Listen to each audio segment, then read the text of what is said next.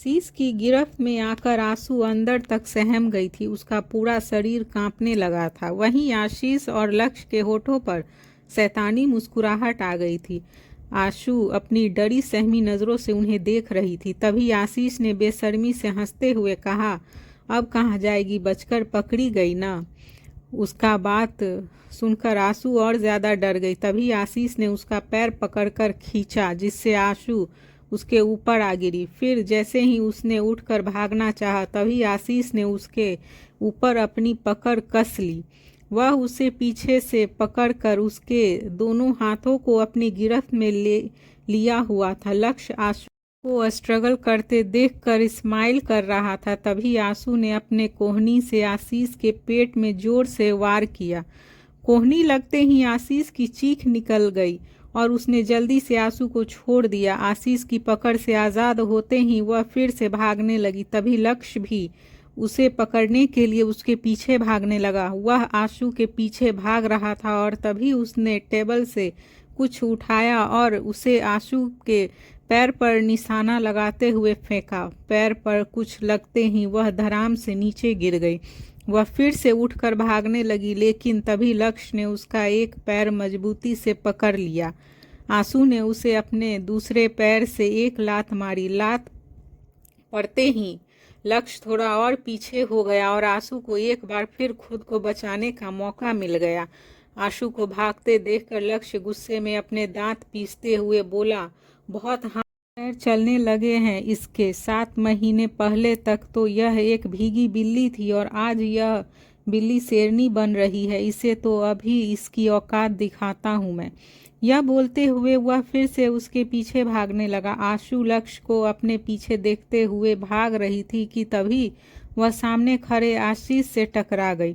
आशीष ने आशु को कसकर पकड़ा और उसे वहीं सोफे के बीच रखे टेबल पर धक्का दे दिया। वह धड़ाम से उस टेबल पर जा गिरी। इससे पहले वह उठ पाती, आशीष ने उसके दोनों हाथों को अपनी गिरफ्त में ले लिया।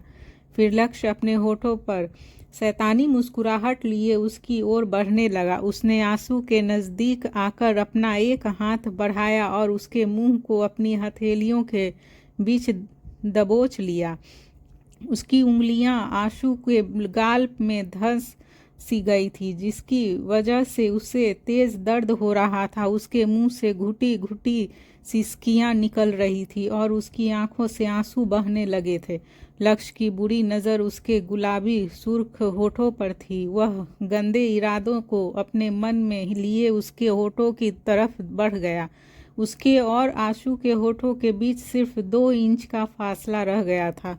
इससे पहले कि लक्ष्य उस फासले को मिटाकर उसके होठों से अपनी प्यास बुझा पाता, तभी धड़ाम की आवाज़ के साथ मेन डोर ओपन हुआ।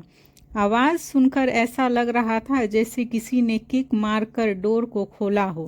डोर ओपन होते ही एक शख्स अंदर आया। अंदर आते ही उसने उसकी आंखों के सामने के नज़ारे को देखा, जिसे देखकर उसकी भौहें तन गई और उसकी आंखें शौक में बड़ी हो गई।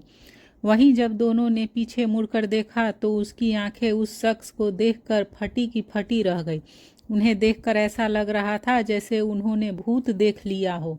वे दोनों डोर से सहमे खड़े थे। वहीं वह शख्स जो उस नज़ारे को देखकर हैरान खड़ा था, उसे कुछ याद आने लगा और याद आने के अगले ही पल उस शख्स ने अपने चेहरे पर गुस्से के भाव लाते हुए कहा, नोट अगेन। उसका इतना ही कहना था कि आशीष और लक्ष्य जो उसे देखकर शॉक्ड थे, अब उसकी बात सुनकर दोनों की ही पकड़ आशु पर ढीली हो गई और तभी आशु खुद को उन दोनों के से छुड़ाकर सामने खड़े शख्स के पास आई और जल्दी से रोते हुए उसके गले लग गई।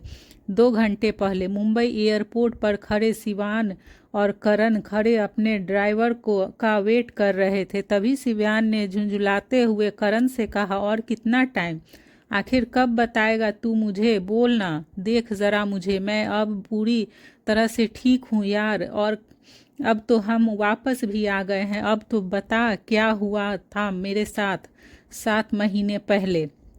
करण उसकी बातों का जवाब देता उससे पहले उसका ड्राइवर आ गया। करण ने कार को डोर ओपन करते हुए कहा, पहले बैठ फिर बताता हूँ।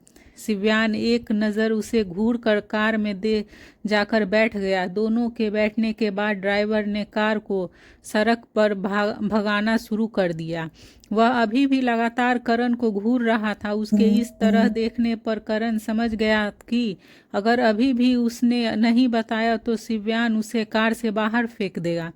उसने गहरी सांस लेकर सामने देखते हुए कहा, मैं खुद उस रात का पूरा सच नहीं जानता, पर जो मैंने देखा वह मैं तुझे बताता हूँ। यह कहते हुए उसने उसे वह सब बता दिया जो भी उसे पता था। उसकी पूरी बात सुनने के बाद शिव्यान ने मुट्ठी को गुस्से में कसकर बंद कर लिया। फिर उसने सुनने में देखते हुए दांत पीस कर कहा, क्या वो लोग अभी यहाँ हैं? जिस पर करण ने कहा, हाँ, कुछ दिन पहले ही वे दोनों इंडिया वापस आए हैं। शिव्यान ने फिर से उसी टोन में कहा, अभी कहाँ मिलेंगे वो दोनों? जिस पर करण ने कहा, शायद। इतना कहते हुए वह सोचने लगा और फिर कहा, अभी बताता हूँ। यह कहते हुए उसने प्रणय को कॉल किया और बात करके कुछ ही सेकंड में कॉल कट कर दिया। फिर अपना फ़ोन जेब में रखते हुए कहा, लक्ष्य के फार्म हाउस में हैं वे दोनों। करण ने उसे देखते हुए सवाल किया, तू क्या करने की सोच रहा है? जिस पर शिव्यान ने उसकी बात को इग्नोर करके ड्राइवर से कहा, लक्ष्य के फार्म हाउस चलो। करण चौंकते हुए बोला, तू अभी जाएगा वहाँ? शिव्यान ने हाँ में सिर हिला दिया। तभी करण ने उसे समझाते हुए कहा, तू अभी नहीं जा सकता वहाँ, पहले हम घर जाएंगे। शिव्यान ने उसकी बात का कोई जवाब नहीं दिया और ड्राइवर से कहा, उसके फार्म हाउस ही चलो। अपनी बात का उसके ऊपर असर न होते देखकर करण भी खामोश हो गया। जब वो दोनों लक्ष्य के फार्म हाउस पहुंचे तो करण उसे फिर से समझाने लगा, लेकिन शिव्यान उसकी एक नहीं सुन रहा था।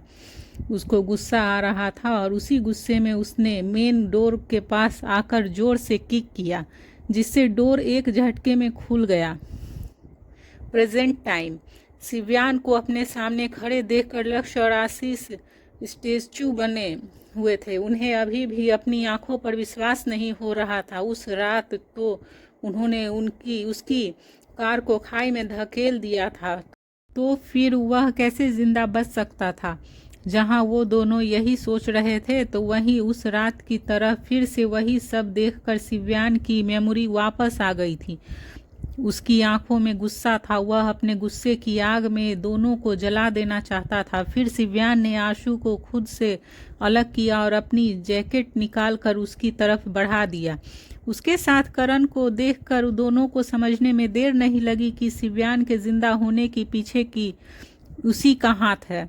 शिव्यान ने एक तंज भरी स्माइल करते हुए करण से कहा, मैं यहाँ इससे उस रात का सच जानने और इनके कर्मों की सजा देने आया था, और यह दोनों फिर से वही घटिया काम करने जा रहे थे, वह भी उसी लड़की के साथ। ऐसा लग रहा है जैसे यह सब एक प्लान के अकॉर्डिंग हो रहा था।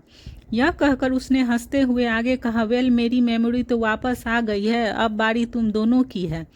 उसकी बात सुनकर वे दोनों सांस लेना ही भूल गए थे। फिर लक्ष्य ने शिव्यान के पास आते हुए जैसे ही अपना मुंह कुछ बोलने के लिए खोला कि तभी शिव्यान ने एक पंच उसके मुंह पर मार दिया और उसकी कॉलर पकड़कर कहा, दोस्त था तू मेरा, भरोसा किया था मैंने तुझ पर और तूने अपनी औकात दिखाने में एक सेकेंड भी नहीं लगाया। इतनी नफरत मेरे लिए तेरे मन में थी कि तूने मुझे मारने से पहले एक बार भी नहीं सोचा कि अगर मैं बच गया तो तेरे साथ क्या करूँगा। यह बोलते हुए शिव्यान उसे लगातार मारे जा रहा था। जब लक्ष्य को भी बचाने के लिए आशीष आगे आया तो शिव्यान ने उसे भी अपना रौद्र रूप दिखाया और उसे भी मारने लगा। करण खड़ा होकर सब देख रहा था। उसे भी दोनों पर बहुत गुस्सा आ रहा था। लक्ष्य ने एक बार फिर अपनी घटिया चाल चलते हुए शिव्यान पर पीछे से अटैक करना चाहा, तो करण ने उसका हाथ पकड़कर उसे रोक दिया और उसके मुंह पर एक थप्पड़ जड़ते हुए कहा, मैं उस रात बेहोश था पर आज नहीं हूँ। शिव को अकेले समझने की भूल मत करना, मैं हूँ अभी उसके साथ। जहां एक तरफ शिव्यान और करण दोनों को सजा दे रहे थे, तो वहीं दूसरी तरफ राहुल ने कियान के इंस्ट्रक्शन को फॉलो करते हुए कुछ ही घंटों में पता लगा लिया था कि आशु का किडनैप करने वाले लोग लक्ष्य के आदमी थे। फिर कियान और राहुल अपने कुछ आदमियों के साथ लक्ष्य के घर पहुंचे तो उन्हें पता चला कि लक्ष्य अपने फार्म हाउस पर है। वो तुरंत ही लक्ष्य के फार्म हाउस के लिए निकल गए। उधर शिव्यान और करण ने दोनों को मार मार कर अधमरा कर दिया था। तभी कुछ लोगों ने अपने हाथ में गन लिए अंदर आए।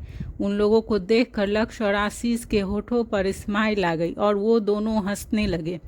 शिव्यान ने पलट कर देखा तो विष्णु को देखकर उसने लक्ष्य और आशीष से कहा, ओह, तो अब तुम दोनों राघव से मिल गए हो। विष्णु भी शिव्यान को देखकर चौंक गया था और वह चौंकते हुए बोला, तू उस रात तो बच गया था पर आज नहीं बचेगा। जिस पर शिव्यान ने गजब का कॉन्फिडेंस अपने चेहरे पर लाते हुए, यह तो वक्त ही बताएगा, पर एक बात कंफर्म है, आज तू यहाँ से जिंदा नहीं जाने वाला।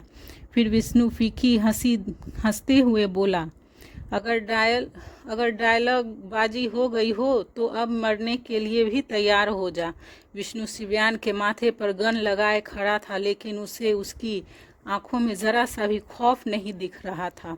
तो वहीं शिव्यान को विष्णु की गिरफ्त में देखकर लक्ष्य अपने होठों से निकल रहे खून को एक हाथ से साफ करते हुए बोला, दोबारा जिंदगी मिलने पर तुम्हें उसकी कदर करनी चाहिए थी, पर तू तो फिर से यहाँ मरने चला आया और इस बेचारे करण को भी मरने के लिए अपने साथ ले आया।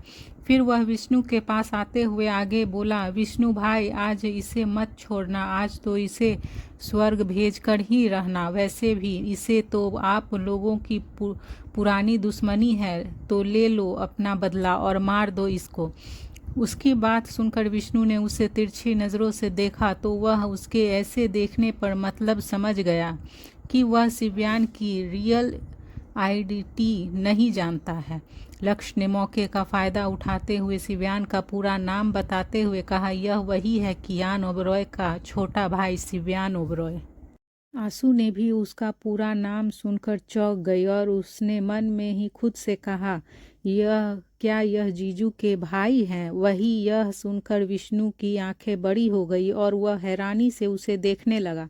फिर अगले ही पल उसके होठों पर सातिर मुस्कुराहट आ गई। उसने शिव्यान को देखते हुए कहा, फिर तो तेरा मरना जरूरी है। तेरे मौत कियान की सबसे बड़ी हार होगी और राघव की जीत होगी। उसकी बात पर शिव्यान ने भी उसी के अंदाज में कहा, गिद्दड़ न तो कभी शेर का शिकार करते हैं और ना ही उन्हें हरा पाते हैं। उसकी बात विष्णु के मुंह पर तमाचे जैसी लगी। फिर शिव्यान की बात से चिढ़कर उसने ट्रिगर पर उंगली रखते हुए कहा, तू तो अब गया। विष्णु के इतना धमकाने पर भी उसके होठों की स्माइल नहीं गई, जो विष्णु को और चिढ़ा रही थी। आशु यह सब कोने में खड़ी देख रही थी। उसे और करण को विष्णु के आदमी पकड़ कर खड़े थे। विष्णु गोली चलाने ही वाला था कि तभी लक्ष्य ने कहा, विष्णु भाई, आपको हमारी डील तो याद है ना? आप इसे मारकर उस लड़की को ले जा सकते हैं, पर हमें भी उसके साथ थोड़ा खेलना है। लक्ष्य की बात सुनकर शिव्यान उसे खा जाने वाली नज़रों से देखने लगा, तो वहीं आशु उसकी बात सुनकर डर से कांपने लगी। विष्णु उसकी बात पर धीरे से मुस्कुरा दिया और फिर उसने ट्रिगर दबा दिया। क्या शिव्यान खुद को बचा पाएगा?